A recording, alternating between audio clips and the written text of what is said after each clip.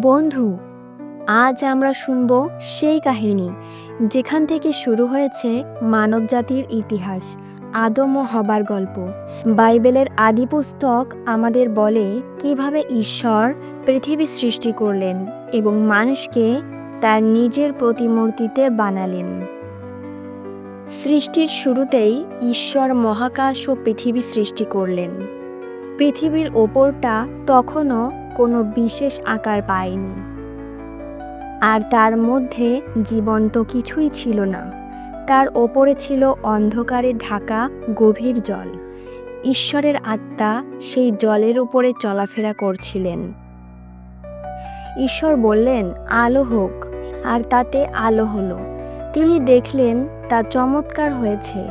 তিনি অন্ধকার থেকে আলোকে আলাদা করে আলোর নাম দিলেন দিন, আর অন্ধকারের নাম দিলেন রাত।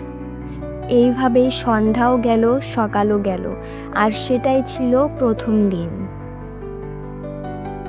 তারপর ঈশ্বর বললেন, জলের মধ্যে একটা ফাঁকা জায়গার সৃষ্টি হোক, তাতে জল দুই ভাগ হয়ে যাক।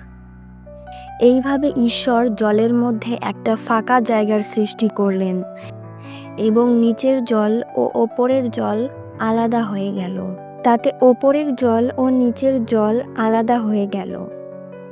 ঈশ্বর যে ফাঁকা জায়গার সৃষ্টি করেছিলেন তার নাম তিনি দিলেন আকাশ।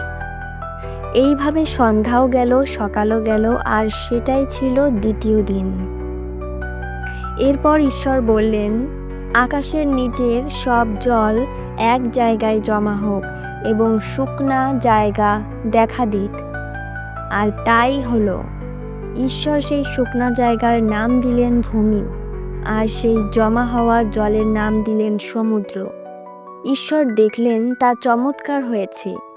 তারপর ঈশ্বর বললেন, ভূমির ওপরে ঘাস গজিয়ে উঠুক, আর এমন সব শস্য ও শাকসবজির গাছ হোক যাদের নিজের নিজের বীজ থাকবে। ভূমির ওপর বিভিন্ন জাতের ফলের গাছও গজিয়ে উঠুক, যেগুলোতে তাদের নিজের নিজের ফল ধরবে, আর সেই সব ফলের মধ্যে থাকবে তাদের নিজের নিজের বীজ। আর তাই হলো। ভূমির মধ্যে ঘাস নিজের বীজ আছে এমন সব বিভিন্ন জাতের শস্য ও শাকসবজির গাছ এবং বিভিন্ন জাতের ফলের গাছের জন্ম হলো। আর সেই সব ফলের মধ্যে তাদের নিজের নিজের বীজ ছিল। ঈশ্বর দেখলেন তা চমৎকার হয়েছে। এইভাবে সন্ধ্যাও গেল, সকালও গেল, আর সেটাই ছিল তৃতীয় দিন। তারপর ঈশ্বর বললেন, আকাশের মধ্যে আলো দেয় এমন সব কিছু দেখা দিক, আর তা রাত থেকে দিনকে আলাদা করুক। সেগুলো আলাদা আলাদা দিন, ঋতু আর বছরের জন্য চিহ্ন হয়ে থাকুক। আকাশ থেকে সেগুলো পৃথিবীর ওপর আলো দিক। আর তাই হলো। ঈশ্বর দুটো বড় আলো তৈরি করলেন। তাদের মধ্যে বড়টিকে দিনের ওপর রাজত্ব করবার জন্য, আর ছোটটিকে রাতের ওপর রাজত্ব করার জন্য তৈরি করলেন। তাছাড়া তিনি তারাও তৈরি করলেন। তিনি সেগুলিকে আকাশের মধ্যে স্থাপন করলেন, যাতে সেগুলো পৃথিবীর ওপর আলো দেয়, দিন ও রাতের ওপর রাজত্ব করে, আর অন্ধকার থেকে আলোকে আলাদা করে রাখে। ঈশ্বর দেখলেন তা চমৎকার হয়েছে। এইভাবে সন্ধ্যাও গেল, সকালও গেল, আর সেটাই ছিল চতুর্থ দিন। তারপর ঈশ্বর বললেন, জল বিভিন্ন জীবন্ত প্রাণীর ঝাঁকে ভরে উঠুক, আর পৃথিবীর ওপরে আকাশের মধ্যে বিভিন্ন পাখি উড়ে বেড়াক। এইভাবে ঈশ্বর সমুদ্রের বড় বড় প্রাণী এবং জলের মধ্যে ঝাঁক বেঁধে ঘুরে বেড়ানো বিভিন্ন জাতের জীবন্ত প্রাণী সৃষ্টি করলেন। এছাড়া তিনি বিভিন্ন জাতের পাখিও সৃষ্টি করলেন। তাদের প্রত্যেকের নিজের নিজের জাতি অনুসারে বংশবৃদ্ধি করবার ক্ষমতা রইল। ঈশ্বর দেখলেন তা চমৎকার হয়েছে।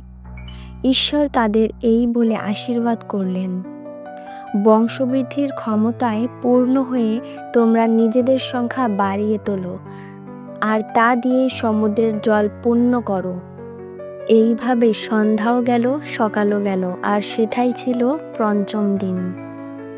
তারপর ঈশ্বর বললেন, মাটি থেকে এমন সব জীবন্ত প্রাণীর জন্ম হোক যাদের নিজের নিজের জাতকে বাড়িয়ে তুলবার ক্ষমতা থাকবে। তাদের মধ্যে গৃহপালিত, বন্য ও বুকে হাঁটা প্রাণী থাকুক। আর তাই হলো। ঈশ্বর পৃথিবীর সব রকমের বন্য, গৃহপালিত এবং বুকে হাঁটা প্রাণী সৃষ্টি করলেন।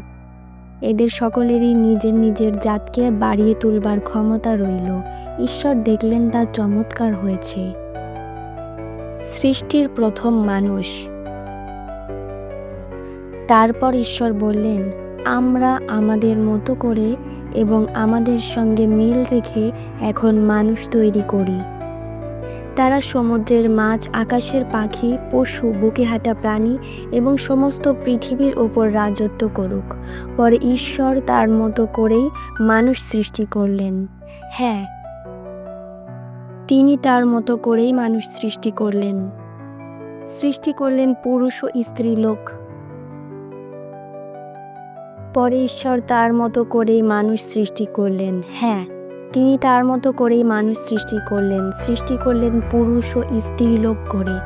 ঈশ্বর তাদের আশীর্বাদ করে বললেন, তোমরা বংশবৃদ্ধির ক্ষমতায় পূর্ণ হও আর নিজেদের সংখ্যা বাড়িয়ে পৃথিবী ভরে তোলো এবং পৃথিবীকে নিজেদের শাসনের অধীনে আনো। এছাড়া তোমরা সমুদ্রের মাছ, আকাশের পাখি এবং মাটির উপর ঘুরে বেড়ানো প্রত্যেকটি জীবন্ত প্রাণীর উপরে রাজত্ব করো।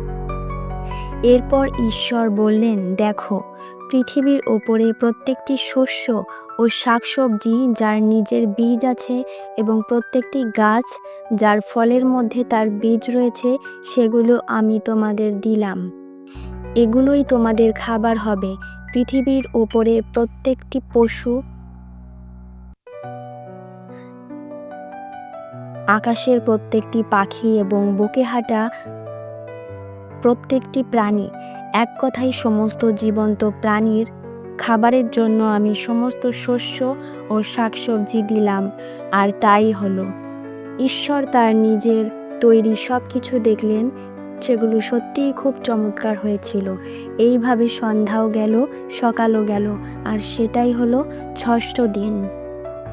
বন্ধু, ভিডিওটি ভালো লাগলে অবশ্যই সাবস্ক্রাইব করুন এবং নতুন নতুন ভিডিও পেতে বেল বাটনটি অল প্রেস করুন। সব সময় সুস্থ থাকুন, ভালো থাকুন।